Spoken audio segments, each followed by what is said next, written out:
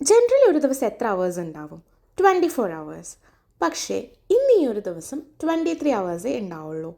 ഈ European countries, ചില part of America, Africa, ഇവിടെയൊക്കെ 1 മണിക്കൂർ കുറവായിരിക്കും.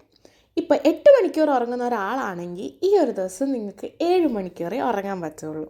ഇതിനെയാണ് ഡേ ലൈറ്റ് സേവിങ് ടൈം എന്ന് പറയുന്നത്.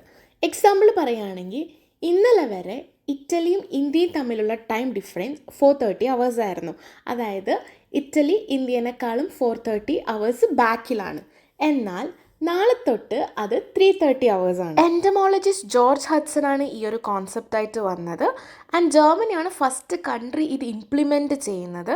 പിന്നീട് അത് US-ഉം UK-യും വേറെ അങ്ങനെ പല കൺട്രീസും അത് ഫോളോ ചെയ്തു വന്നു. 30th March 12 AM ശേഷമാണ് ഈ ടൈം റീസെറ്റിംഗ് നടക്കുന്നത്. എക്സാക്ട് ടൈം എപ്പോഴാണെന്ന് എനിക്കറിയില്ല, but anyway it's after 12 AM. Usually 6:30 കഴിഞ്ഞാൽ കുറച്ച് ഇരുടാവുമെങ്കിലും ഇന്നൊരു 7:30 നല്ല സൺലൈറ്റ് ഉണ്ടായിരുന്നു. So that's it.